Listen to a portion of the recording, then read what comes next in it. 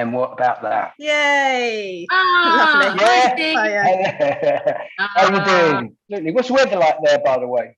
Oh, like fantastic. nighttime where you are. So nice.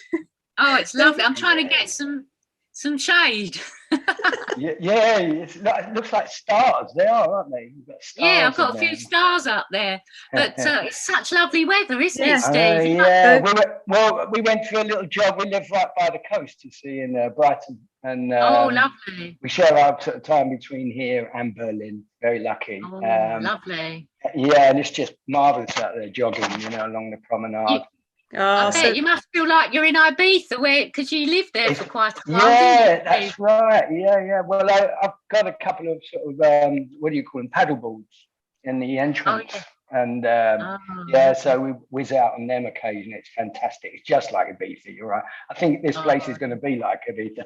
Sunshine is just like music, and it's got that wonderful positive energy about it, and we've all missed live music. I think so. Yeah. And we need it now, don't we? Yeah, definitely. Talking about the power of music, your saxophone solo on True is up there with the best. Oh, thank you. That's really sweet of you. Sorry, we had to play it. It's such an incredible piece of music and performance. Did it take you a long time to write it, or did it just come instinctively? No, what I normally do is, I spend a bit of time really just before I go into the studio, and I work out melodies. I mean, especially on those earlier tracks. I'd only been playing about a year, I think it was, when we went and recorded that. So I didn't know what I was doing, really. It's like anything. You just sort of experiment, and I sort of kind of thought, well, that sounds good. Don't know what scale it is or anything. And with True, it was a composite of two particular takes, and one half of one take and the other half of another, and just spliced together, really. I still work like that. I like to work out melodies that can be hummed, on a saxophone. You've also played the saxophone on your new fundraising single, Angel. And that's with the group Spirits. What a fantastic thing to do, because it's the NHS Angels, isn't it, that have been sadly lost during the pandemic. That's right. Yeah, it's money towards statues, little statuettes. I think they're about a foot high, and to give to the families who've lost loved ones on the front line in the NHS. It's a wonderful sort of charity. Sad and tragic, of course. And the guy that even set it up, Steve Brown, the producer, before Christmas, he was putting this all together, and he had a tragic accident and sadly passed away. So it's become also an homage to him, really. Yes. So it was good. It was a great project to do for me, for everyone, because most of the people that are there, Clem Burke, Tony, of course, Tony Hadley. I gave him a call and got him involved because he asked for Steve Brown before he passed, particularly wanted Tony to sing one of the lead vocals. So I did have to twist his arm. He's a busy man. Yeah, it's lovely. We've interviewed Tony a few times. I did see a little bit of it, actually, just to see what you guys look like. But it's lovely. It's lovely for all the fans to have you performing again together. Yeah, I'm sort of in touch with the others now. We've made our peace. Last two shorts have these squabbles, and it's a shame that Spandau never got a chance to do a farewell tour. For the fans and for the band, for us as well. But c'est la vie. Is that definitely it? Go out without bitterness. Yeah, I think so. To be honest, I mean, there's so much messing around. I think the worst thing at the moment is, if for me, would be. I know it sounds a bit ridiculous, but if they wanted to get together now, I'll be like, oh, there we go again. I'm just sort of. Because you just have to drop everything. Yeah. And when Spandau suddenly, hang on, what's happened? You got to kind of reinvigorate everything and get things moving again. So I could do without it. But, I like to think back when I think of Spandau about all the great times we had together, and we were getting on. And, we're still in touch. In fact, yesterday, me, Gary and Martin were just sort of round robin joking about, and it's like the old days. So I'm happy about that. Yeah, I think Yeah. that's what the fans would like to see. You know, Course. they're They don't wanna always see happy to see the gang together again. each other's throat. Yeah. Yeah, of course it is, you know. And So, I was just- you know, we'll see. Well, this is a great project, going back to Kindred Spirits. So, you know, of course, there's Tony on board, there's Glenn Burke, drummer from Blondie, who I've played with a few times in various outfits. Glenn Matlock as well, Sex Pistols. We've done a few gigs. Yeah. El Slick, I've been on tour with. Jules Holland as well. I played with And Marcella Detroit. My first one Yeah. with Marcella, bless her. She's such a Yeah. sweetheart, she really is. Ah. And And Liz Westwood, who else is on it? Yeah. So, yeah. I was going to say, because Spandau was the first band to be approached, wasn't it? To be in the, because this is like a mini Band-Aid, really, isn't it? You know, with all Yeah, those I guess so. Yeah, acts. it is a little bit. Yeah. Yeah. I don't know if it's true, yeah. Funny how it is. That's a great accolade, isn't it? You know, that you were the first band to be approached. Yeah, that's right, yeah. What was that whole thing like? Because for the fans, it was so exciting to see you all turning up on the news at the studio. Oh, look, there's Spandau, there's Duran. Absolutely. Well, the only problem is we had some promotion the night before in Hamburg. Was it Thomas Pop Show, I think it was called, and we got we had stinking hangovers, is the long and short of it, because also Duran were there. So, and whenever we got together, you know, we are always sort of known for our squabbles or rivalry. I mean, there was in the charts, but yeah, we arrived at the studio and we had stinking hangovers, us and Duran. So it took a few hours before we got over there. I mean, it was a fantastic day. I remember Geldof saying to George, boy George, and he was in New York. And like he's quite convincing, is Sir Bob, when he wants to be. And he just said, "You get your ass on the plane," and literally he got on Concorde, George, and he flew over and he put the vocal down, you know. But actually, in the background, that is the Band-Aid. That's triple platinum or something. Oh wow! Yeah, over 9 million sales, is that right? Yeah. Good Lord. Was it nerve-wracking to play in front of everybody, or was it just like friends being together? Well, Live Aid later, you know, it's 6 months later. I mean, on the Band-Aid was okay, because I just plonked myself at the back next to Status Quo, and we were larking about for most of the thing. Yeah, you know, but you know, 6 months later in July was Live Aid. That was pretty nerve-wracking. I don't remember much about being on stage, other than jumping off the riser, hoping my trousers wouldn't split, and going to the front to play True, you know, and then going back. 4 songs that just went by like that, you know.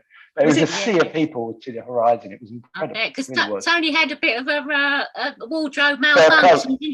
Well, yeah, he picked the wrong coat. It was the hottest day of the year, and he's got this sort of leather overcoat down to his ankles. It looked cool though, didn't it? But it was a bit hot. It was very warm that day. It was a great day. Was it fun backstage? Yeah. We actually went to sound check the day before. So I've got this great footage of the day backstage, you know, with Queen and Status Quo, and we've got our film Soul Boys of the Western World. I don't know if you saw it. I've seen it. Yeah. And all that backstage stuff at Live Aid is mine. You know, it's my sort of cine camera, which you had on your shoulder at the time, didn't you? And it's great. There's a real great memories in there. I've got another tape somewhere. I can't find it, but it's one I haven't even seen yet since it was filmed in 1985. Yeah, unless my dad taped over it and put Laurel and Hardy on it. Which is often what happened. Yeah, if you didn't put that little square thing in, anyone could take over it. Anyone could take over it, couldn't they? You know?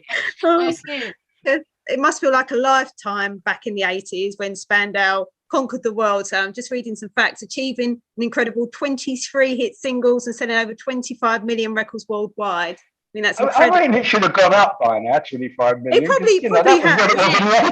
Yeah, with Spotify. With Spotify, But 1 minute you're at Dame Alice Owen's school and then to becoming this huge superstar.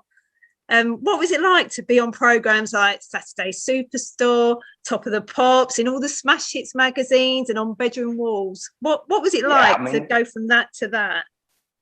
Yeah,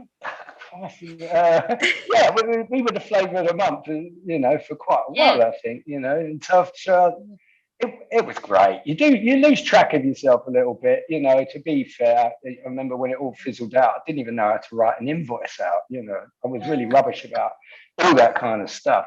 You know, I remember I'd have like the accountant would ring up and say, "All those receipts you sent me, you know, I asked for receipts, not scissors." They just get all my sort of office stuff in the bag. You know?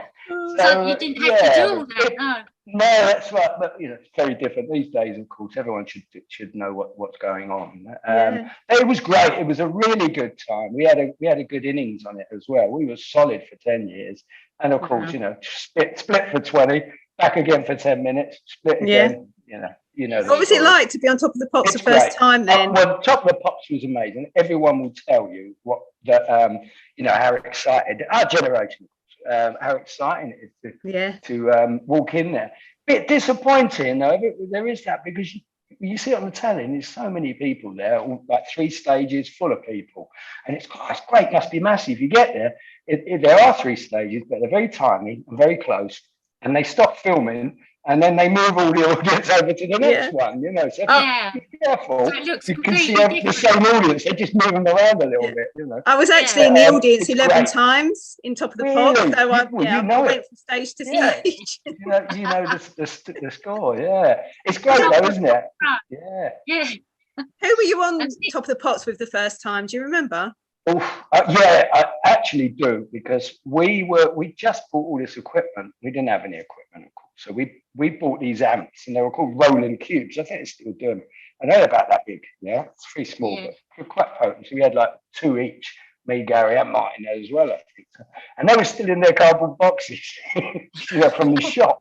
And the guy a friend of ours, we asked him to help us because he didn't have any roadies. He said, "I'm not going out there. It's raining." And it's like, "Oh, you're Jackson." I'm not kidding. It was raining, so he stayed in the van. And we had to carry our own gear, and we walked in, and guess who was bloody rehearsing? Def Leppard. No, Iron Maiden. I beg your pardon. It was Iron Maiden. Was it Run to the Hills? One of them. And they were watching us, you know, Spandau Ballet, the hottest ticket at the time, you know, bringing their own amps in cardboard boxes. What amazing memory. And very quickly going on to Pop Quiz. When we spoke to Tony a while back, he said that it was fixed and that Duran Duran knew the questions beforehand. Yeah, the Duran one. Yeah, it's true. Yeah. One of the producers knew them and, you know, was a fan of Duran. It was the lyrics. You know, they had a heads up on the lyrics. We didn't know any of their lyrics. We'll have to talk to Mike Reid about that. Yeah. Well, I've done it about 3 times. Pop quiz. It still goes on occasionally online. Since the 80s, you've been big on the club scene, didn't you? You know, in Ibiza, and you performed with lots of other legendary acts sort of during the years from Spandau to now. So, for example, Steve Harley, Mark Armand, Glenn Gregory, all the greats from the 80s, and also Bruce Foxton, another legend from the 80s. In the Jam, you played on Back in the Room, didn't you? About 3 tracks. I did, yeah, that's right. Yeah, I do a lot of those things. You know, I'm you know, Kindred Spirit one, of course, and I often get a call, and I do sort of little horn arrangements. Some I play, some I program. You know, I enjoy doing that, the production side of it. I do enjoy it. But, you know, I've played with DJs at different genres of music. You know, it's not just 80s people, really. It's not Byron Stingley from 10 City, Jeremy Healy, all these DJs. I've done a lot of that live stuff, you know, in clubs around the world, places I hadn't even been to with Spandau, like Russia and Poland and such a diverse career you've had, Steve. You know, well, musically, I'm very lucky because I mean I don't just stick to one thing. I get a bit bored with one style of music, and I get a bit bored with one musical instrument. If I'm honest, you know, I sort of percussion, I sing, I play most things, but you know, I enjoy jumping from one to the other, and I can still jump. So as long as you've got the energy. That's it. It makes it so interesting. Really. Have you had any pinch me moments when you've met someone that you've really admired musically? Yeah, always. Yeah. I mean, I don't know if I can show you now, but I can twist that around. There is Iggy there. You see up in the corner. Oh, So yeah, that was an amazing moment. I jumped up on a festival in France with his on the last number, and it was great. The best introduction ever. I mean, he swears an awful lot. I don't know. I'm going to tell you, but he said, I want to introduce you to F this, that, where are your mother? And I ran on stage. I went up to him and he looked at me and he goes, I've got one thing I want to say to you, mother. I'm a real wild one. Oh my God. And we just peeled up the different sides to the stage. And then he went down the front with all the audience like he does. And I was running around all over the place. It was brilliant. Really was. Experience. Things like that, and Live Aid, of course. And I've been very lucky. I've got actually a later project, which I had to stop. You love the 80s, yeah. So the 80s Pioneers is like it's kind of a super group thing, but it's last time we went out with me, was likely to do it. Mark Harmon, Tony did it. Yeah, that's like 6 artists in an hour and a half, let's say. So you're only on to play 4 of your numbers, just hits with a house band, which I put together, and I MC it. I'm on stage all the time, put the thing together. It's like your own festival. 80s Pioneers. Yeah, it's like Festival of the Box kind of thing. Yeah. So have you got plans for more? Yes, definitely. Well, we had to cancel a load because of COVID, and it put everyone's life on hold, didn't it? But next year, we're going to resurrect that again. Oh, fantastic! Steve. We look forward to that. I mean, for me as well, I've got gigs coming up in August because I've got my band The Sleeves, and it's a lot of fun. That so we've got Pizza Express live in Holborn, London. I think it's 26th, 27th of August, and then straight up to Lytham for the Lytham Festival, where we're supporting Mark Harmon amongst others. Brilliant! Yeah, so that'll be good. You've covered all the things that we were coming to, so thanks for that. Well, I didn't know if you were saying well, it's been nice talking to you, and that's why I get it in quick, And before you go, Steve, we just wondered if there's anything you'd like to say to your army of fans that have been with you for, Well, yeah, I mean, absolutely. Thank you, army of fans. Yeah, I mean, I do see them, and I'm in touch with a lot of them, actually, to be honest, whenever they come to gigs or on social media, so and I'm so grateful for, it's easy to say this, but you really aren't anywhere without your fans, so I'm very, very grateful for that, and I would never take it, in my stride. I think it's very special, and thank you for your support, absolutely. And I will tell you, we're all getting on now. We're all getting on. So that's lovely. Thank you so much. We look forward to seeing you on the road, hopefully, and good luck with the single. It's been great to speak to another 80s legend, Steve, and a pleasure as always. It's been my pleasure. All the best. Hope to speak to you again. Yeah. Bye. You take care. Bye. Bye.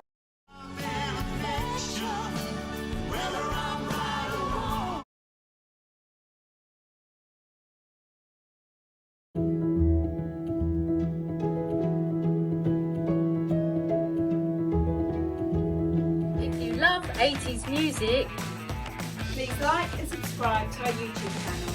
Thank you.